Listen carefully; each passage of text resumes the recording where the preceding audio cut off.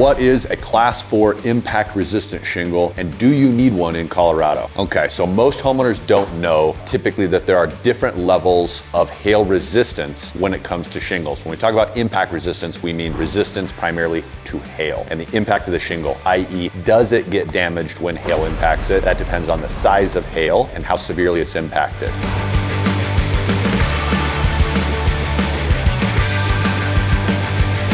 There's a rating system, and the difference between Class 1 and Class 4 is not a small difference. How I like to think about it practically is shingles are basically Class 4 or not. Some roofers will talk about Class 3 shingles as being a viable option. Class 4 is a little bit better. In my perspective and my experience, when it comes to practical decision making for a homeowner, there's Class 4, there's the ones that perform, and then there's everything else. So today we're just gonna compare two different shingles that are commonly used in our area. One is our standard shingle, right? That puts in the everything else category. We happen to be using GAF Timberline Natural Shadow as an example of a standard roof that is not Class 4. Then over here we have our favorite shingle, which is GAF ArmorShield II. And this is a Class 4 impact resistant shingle. Class 4 is the highest impact resistance rating that's available for asphalt shingles. So on the Colorado Front Range, where hail events happen nearly every single year, this is the shingle that we recommend for most homeowners.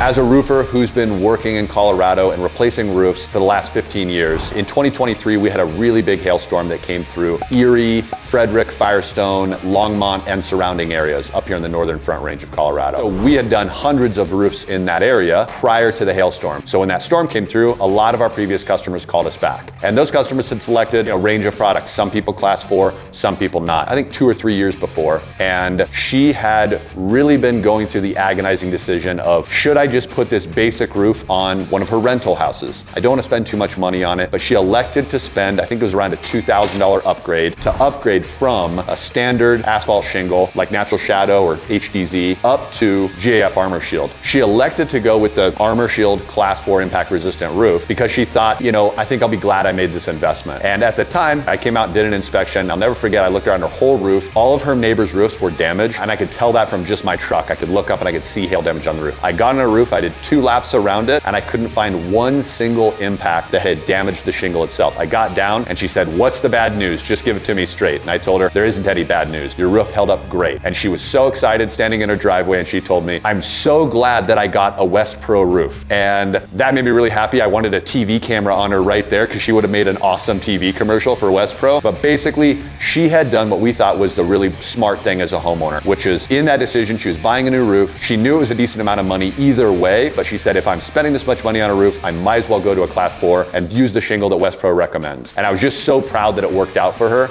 I felt like we helped her make a responsible investment, and it paid off for her because her deductible was $5,000. So she was excited. She said, "Hey, I'm money ahead." It was a $2,000 upgrade, and only a couple years later, I've already saved my $5,000 deductible that I don't have to pay. So I'm $3,000 ahead on this investment, which I just thought was a really cool way to put it. And now we talk about that pretty openly with homeowners. That's one of many stories that myself and my team have from working in Colorado.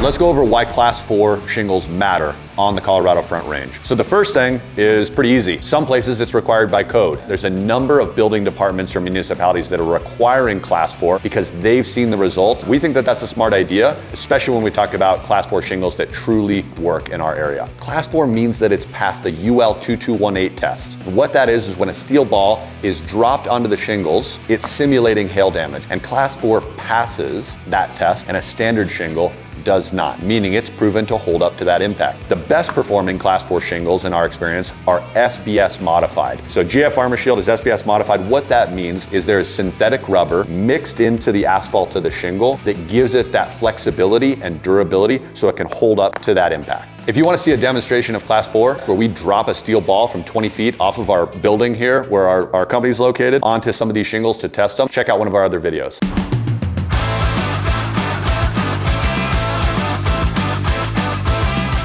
So we get a lot of questions from homeowners about Class 4 shingles and potential insurance discounts here in Colorado. In other words, if I install a Class 4 shingle on my home, how much can I save on my homeowner's insurance? Historically, we've seen discounts from Farmers, State Farm was a big one, Allstate, USAA, but keep in mind, especially recently, like right now in 2026, we're hearing that a lot of those discounts and incentives are changing. So I actually like to think of it a different way. I like to introduce one more variable, which is the size of insurance deductible. When I first started in this industry, deductibles were $250, $500, and $1,000 was a big deductible. Now we're seeing $5,000, $6,000, $8,000 deductibles really frequently. So in those situations, if you are basically saving a deductible by installing a quality Class 4 shingle because you don't have to file a claim the next time, that's really where we've seen people get the best payoff. That's how Class 4 shingles are also paying for themselves. So you combine the reduced risk of having to pay that next deductible, plus maybe some modest discounts from your insurance premium. You put those two things together and you can start to see where Class 4 shingles can be a pretty responsible investment.